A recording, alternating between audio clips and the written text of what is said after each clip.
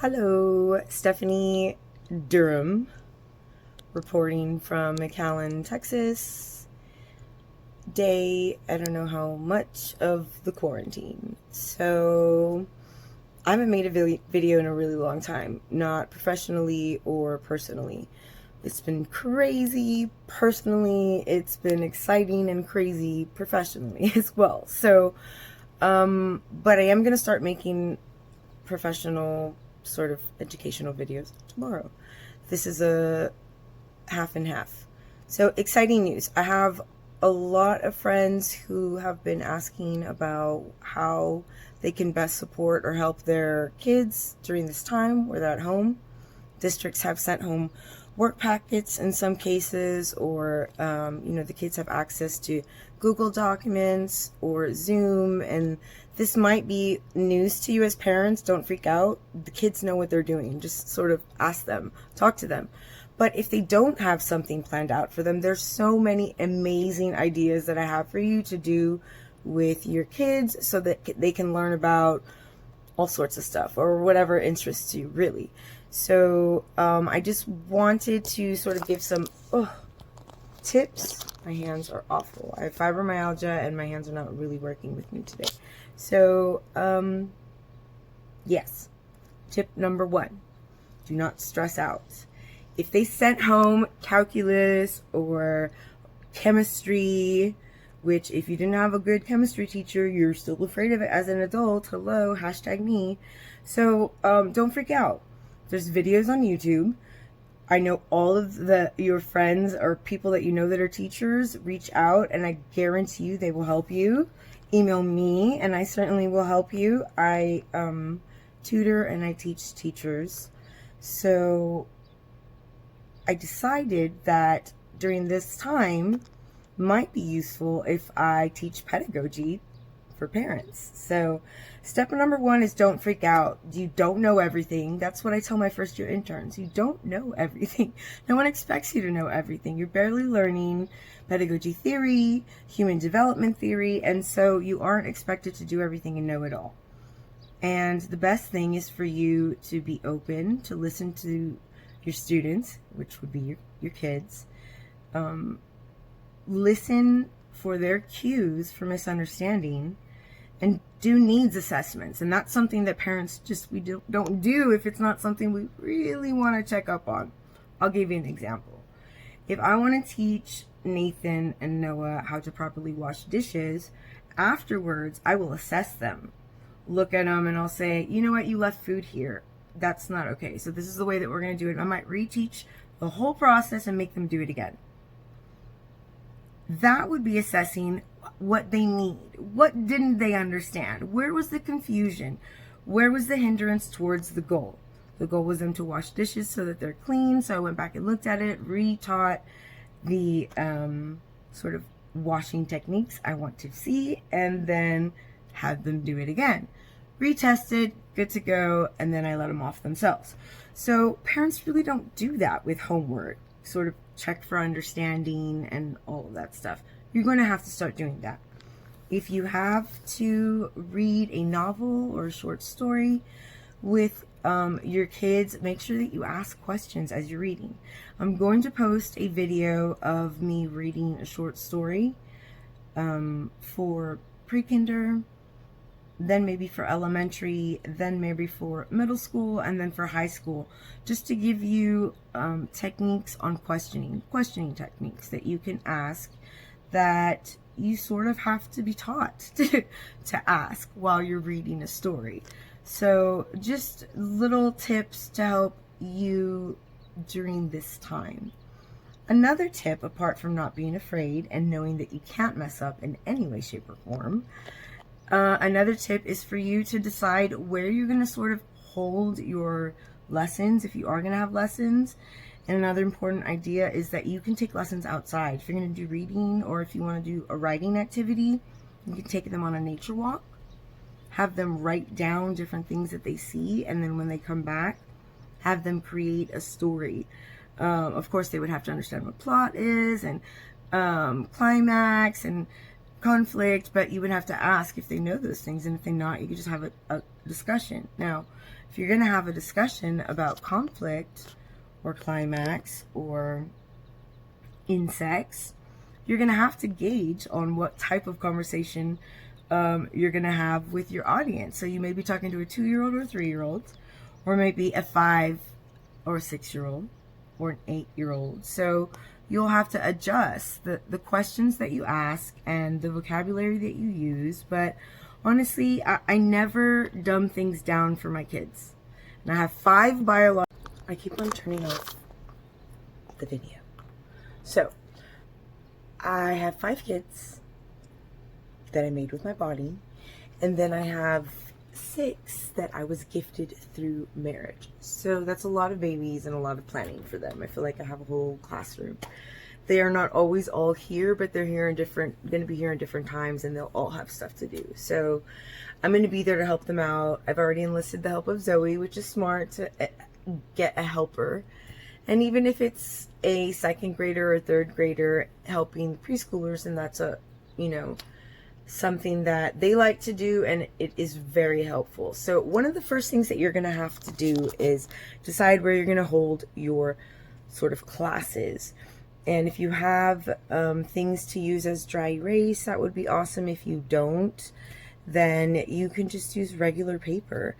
And you don't have to have these elaborate lessons planned out, but you are going to have to put a little bit of thought into it.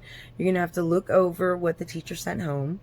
You're going to have to see what you understand and what you don't understand. The things that you don't understand, you're going to have to Google, and you're going to have to look up so that you can be prepared to answer questions. And that's exactly what someone who's teaching, for instance, history.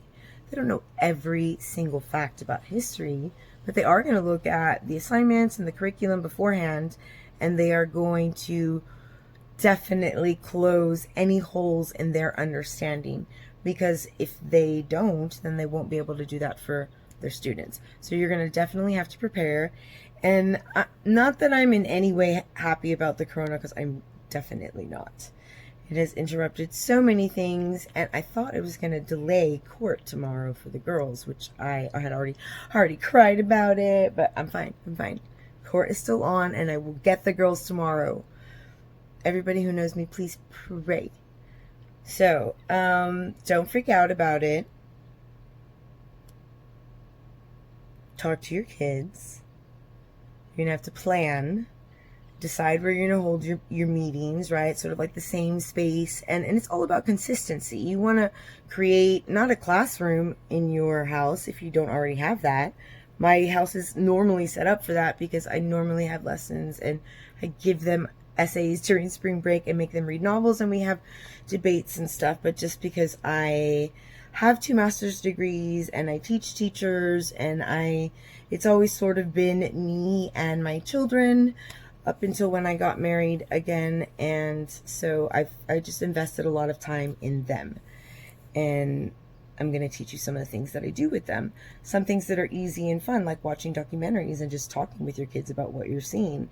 There's a lot of really great documentaries that show diversity around the world, that show like how other kids live, how other families make money together, sifting through trash so that it can be recycled and turned into the plastic spoons that we eat. So just little things like that.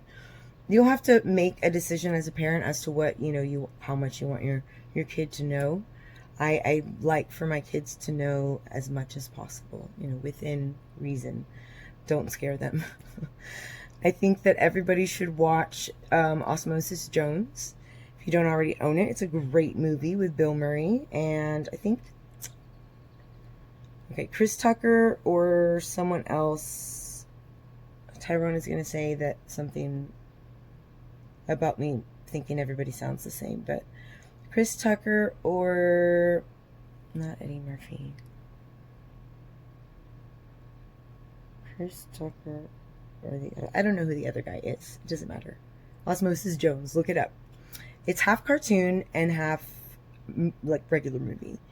and it shows the way that germs work in the body. So this dad, he's kind of like slovenly and gross, and he eats this egg, and it has a disgusting virus that was from monkeys that jumped over that nobody has immunities to. So it actually is exactly what the coronavirus is, and actually why the coronavirus is hurting people, you know, in the manner that it is, especially the elderly people, but the way that it's affecting people. And the reason why the Spanish flu in like 1918 or 1819, I'm not really sure. History's not my thing. I would have to do the research to teach a history class beforehand, do lots of homework before. So it takes a lot of preparation to be a teacher. Please thank your teacher, your children's teacher, your niece's teacher, your teachers. Like, we do a lot, and we love every moment of it. We go home and we do it for our kids, you know, we like it a lot. So, and the reason you can tell is because we don't get paid a lot, and everybody sort of like discredits us and thinks that we're just, I'm getting on a soapbox. I need to go back. Okay, so what was I saying? Yes. The documentaries, and Osmosis Jones is not a documentary, but it's a really great movie that sort of kind of is a documentary. And it's a really great movie specifically now because of the coronavirus and the fact that Bill Murray's character picks up a monkey, an egg that a monkey had in its mouth, and then he eats it, and everybody's like, ew, and he's like, what? Like, it was 5-second rule. But there is a germ, and he doesn't have immunities to it. So, and it is what his body goes through, and that's in cartoon form. They have macrophages, and everything that is in the anatomy is there in cartoon. It's amazing. If you haven't seen it, watch it. If you have already seen it, watch Osmosis Jones with your children and explain to them that that's what's happening right now. We have this virus that's going on. Somebody, you know, the virus jumps into someone somehow, and now we have to protect ourselves, and that's why we're doing this, and that's why we're going to have lessons at home. And so, which brings me to my next step, which is to get everybody in that area where you're going to be doing your stuff and just have a discussion about what the goals are, what's happening. The coronavirus is making everybody stay home. It's changing things, but it's not a big deal. It's going to be cool, and we'll figure out different ways of doing stuff. So we're going to watch lots of documentaries. We're going to have lots of conversations, because it's really important for kids that are school-age kids, early literacy kids, to hear speech, like your vocabulary, speech articulated to them, where they have to think of words to respond back to you. That's important in in order for them to be competent later as far as with their oral language literacy. How literate are they with their oral language? So there's this mathematical equation with the science of teaching reading, but my point is that the most important thing you can do with your kids during this time is to talk to them. Watch Osmosis Jones. Nate, come here for a second. Do you remember Osmosis Jones? Yeah, you totally do. Yeah, I do. Is that the movie about the body? Yes, can you sit down just for a second? This is not even live. This is a video that I'm going to piece together. A video you're going to piece together? Isn't Osmosis Jones a great movie? Yeah, it is. Anyway, it shows all the cells. It's great. Sit, have a conversation. It's exactly what's happening because the monkey, virus from a monkey, transfers to a human, and we don't have that RNA, that DNA that's there because it went from a animal to a human. So have discussions and discuss what your goals are. If your goals are just to have fun during this time, then plan out how you're going to do that and what times you're going to do things. Schedule things out. But you'll have to come together, and there's going to be a lot of planning concern because that's what teachers do. There's some schedules where you wake up in the morning and you like do yoga or exercise. If you have little kids, there's lots of stuff on YouTube for you to put on, and then you just have them do the little things that they do.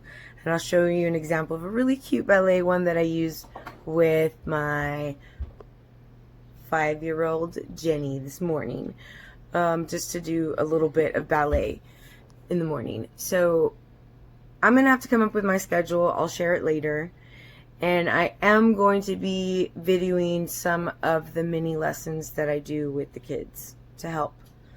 I don't know if anybody will watch, but I know that teachers watch, or like teachers who are becoming teachers watch my videos, so maybe parents who want to know how best to help their kids will watch my videos as well.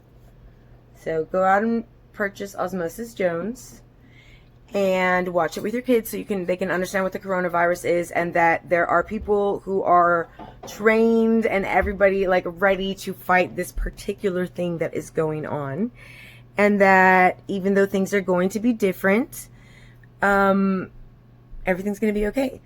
And then begin to plan how you're going to schedule your day. And tomorrow I'm going to talk about scheduling and planning, that kind of stuff, and some other things, other tips. Until then, goodbye. Stephanie Durham. I'm still getting used to the name, but like it's Stephanie Sauceda Durham, but it's just Stephanie Durham. So, thanks, Stephanie Durham signing off. Bye.